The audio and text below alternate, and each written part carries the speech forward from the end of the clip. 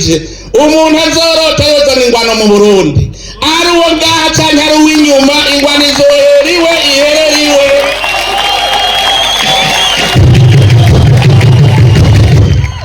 Ari umurundi canke ari umunyamahanga uzotuzanira intambara izoheriwe iherere iwe nyene. Atoyi ncandabura umuvyeyi aho abandi bana bahora bitwa imfuvyi turi kumwe n'umuvyeyi asigaye mama yavyaye nawe nyene yarase kwita umupfakazi arondera ingene aguma abaho mu buzima kandi yari umurimyi nk'abandi yari muri bamwe bita nyarucari.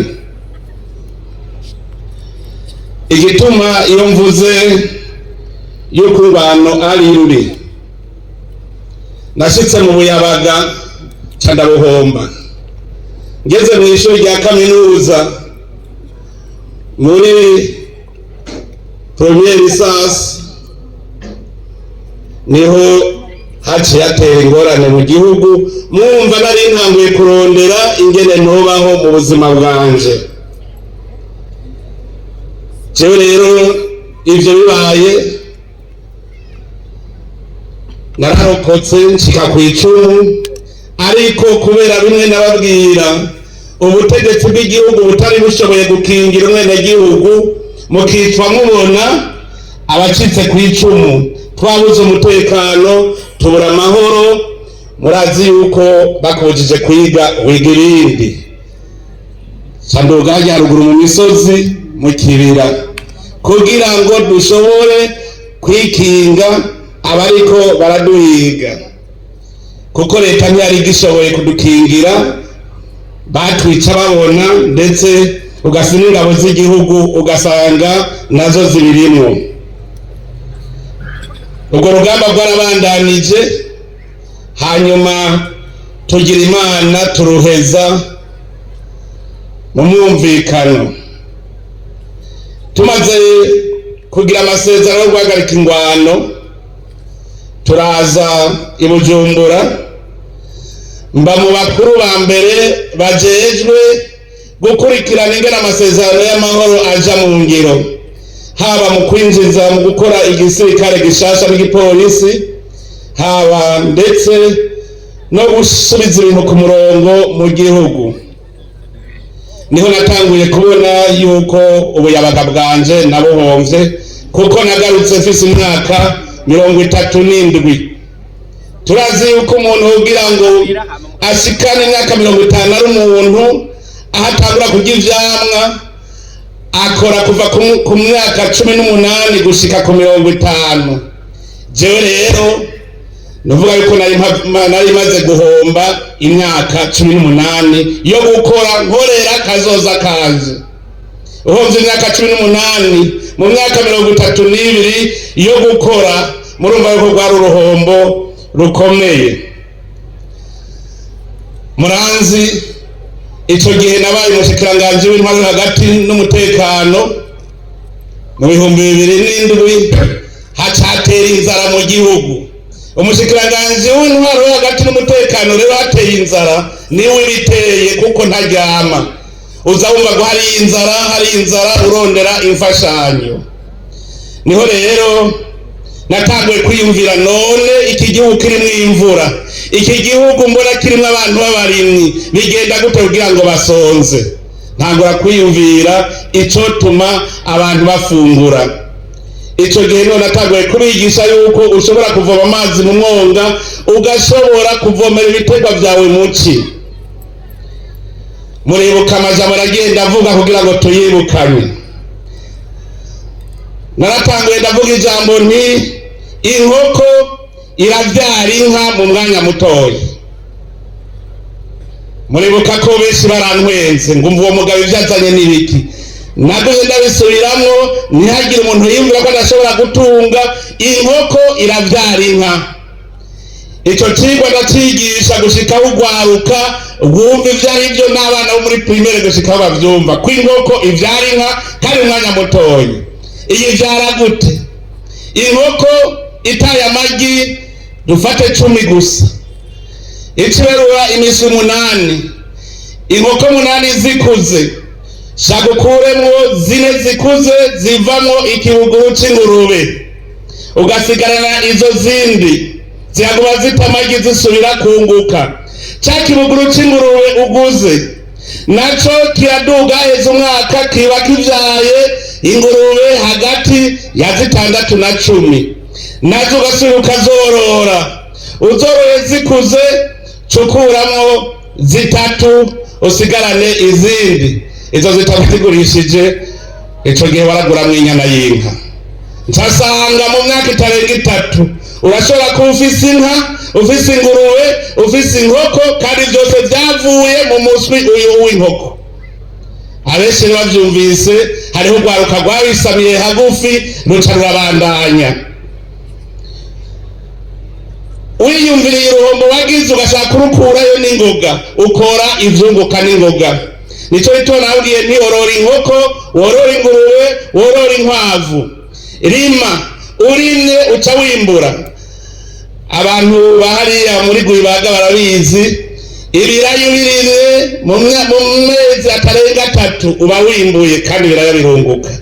Uburimyi n'ubworozi nibwo bwonyene bushobora gukura mu ruhombo. Murazi n'ijambo nababwiye, duhindure ivyatsi bitaribwa tubihindure ibiribwa. Aho hose benshi ntibabitegera, mugabo hari abacabibona yuko uhinduye ivyatsi bitaribwa ukabihindura ibiribwa bikingira ibidukikije, ukongera ukabikuramwo imfungurwa. Nawe nyene nk'abigwibaga barabizi, nababwiye nti nimumbwire ishinge ico rimaze mu buzima, kuko n'inkiri y'ishinge ntishobora gukamwa n'ilitiro rimwe. Ayo n'amajambo ngenderwako twagendeyeko. Uko bwaca siko bwira, ugwaruka rutangura gukorana bukebuke. Ndababwira nti turi kumwe twese birashoboka, turi kumwe twese, turi kumwe twese birashoboka. Ico gihe narabivuze, iryo jambo narihereye mu ntara ya Ngozi ya kera. Nca nigisha ugwaruka kuja hamwe, umwe azana inguvu afise, uwundi zafise n'impano, batangura kuja hamwe baca basanga bwa bundi turi kumwe twese birashoboka. Mbega mwoba kumwe mwese muri mu ngwano?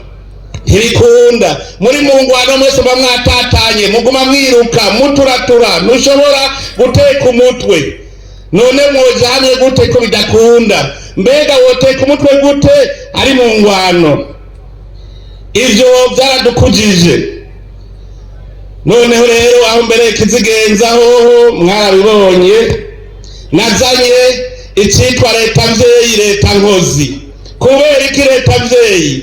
Leta mvyeyi itegereza gukingira abene gihugu bakumva ko atakarenganyo kahari, kuko umuvyeyi ntarenganya, ategereza kubakingira kurya kw'inkoko ikingira ubuswi bwayo.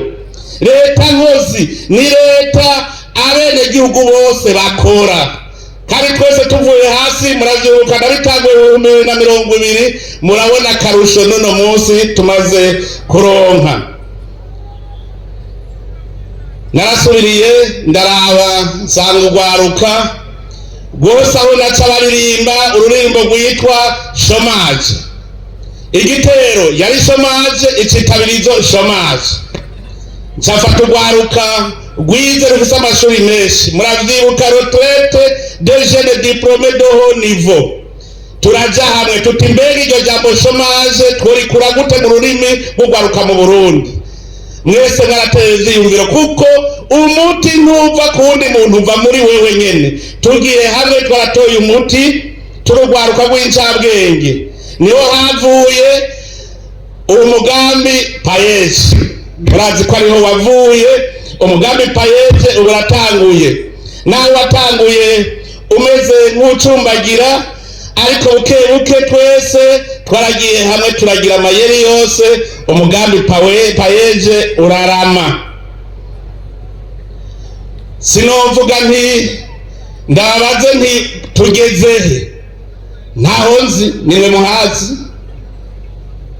Ntaho nzi aho tugeze, tugenda mw'iterambere nimwe muhazi, kuko nimwe muraba aho mugeze. Ariko ico nababwira, muri rwa ruhombo nagira mu buyabaga bwanje, naje nagumye nteko umutwe ingene nihombora, ingene nkurayo esheke nshobore kuduga.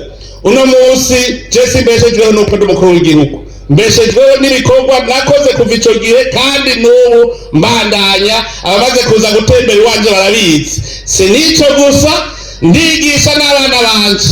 Nta mwana wanje asaba amavuta, nta mwana wanje asaba impuzu, nta mwana wanje asaba ikirato, aracironderera kuko barabonye iyo biza biva. Erega niyo n'inyungu.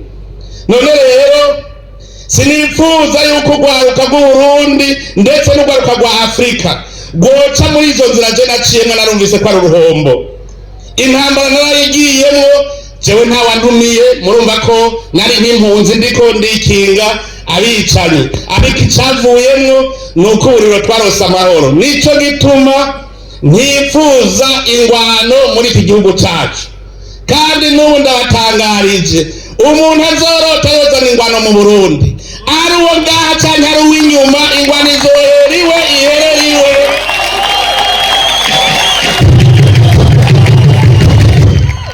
Ari umurundi canke ari umunyamahanga uzotuzanira intambara, izoheriwe iherere iwe nyene. Ntidushobora kwemera ko Burundi buzosubira muri ivyo twaciyemwo. Dukeneye ko urwaruka rwacu rukura rugwaruka, dushaka urundi ruvyaro rushasha, uruvyaro ruzokwerekana yuko amahoro ari kirumara mu gihugu. Aha rero rumva twese nukwama duhagarariye ayo mahoro.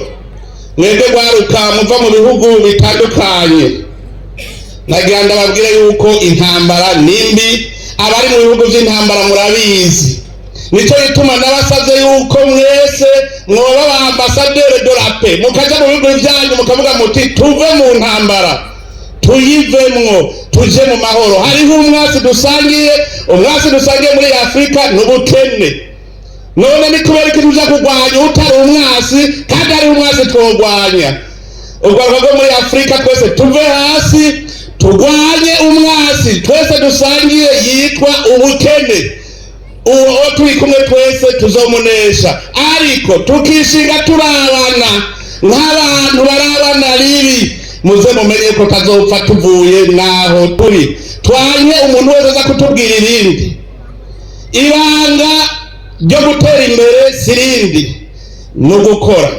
Imana ikire mu muntu, yamuremye imushira mu murima mwiza. Imana imbere kure mu muntu yaraje gushira umutahe ngaha kuri iyi si, ishiraho ibikwiye byose. Nta kintu na kimwe murabona mukora kitavuye mu biri ngaha ku isi. Izo telefone mugendana ziva mu butare, izo modoka zose ziva mu butare, izo ntebe mwicayemwo ziva mu biti vyacu. Nta na kimwe Imana itari yashizeho yaduhaye mutahe, ikiduha ubwenge. Nico gituma yatubwiye iti akiri umurima uwurime wongere uwuzigame. Iryo ni jambo nkuramutima umwe wese yotegerezwa kumva. Urwaruka rero rukure neza, mugende mutwaye yuko intambara nimbi, intwaro mbi nimbi, kubeshaho no gusega nibibi. Urya muntu atunze mumenye yuko nawe nyene yabanje gukora kugira gatunge. Uno munsi hari abashaka guca bagenda ngo abaha akazi, wewe yari yagahawe nande?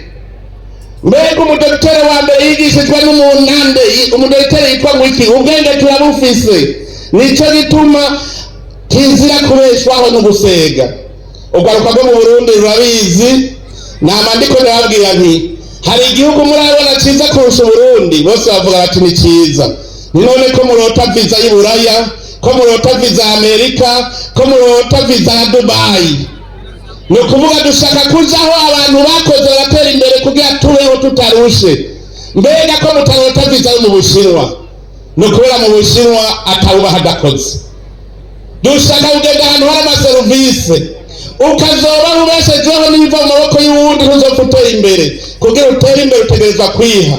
Shaka y'urwaruka rero rwose rwa Afrika n'urwaruka rw'Uburundi muzoshikana imyaka 50 umwe wese yiha usoroma izo warondeye ukiri muto. Gukora rero no gutangura uno munsi, dutangure uno munsi, ntidutangure dutevye. Mwumvise ubundi, mwumvise aho naciye, sishaka ko mwohaca, shaka yuko duca mu nzira igororotse. Nico gituma nzokora ibishoboka vyose kugira ngo urwaruka rwacu rube uruvyaro rushasha ruca mu nzira igororotse.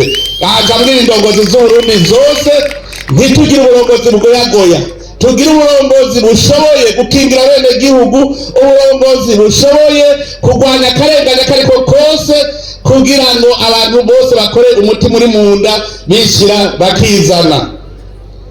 None rero ko mpereze kubashingira iyo ntahe, reka rero ndabwire ijambo ry'uno munsi.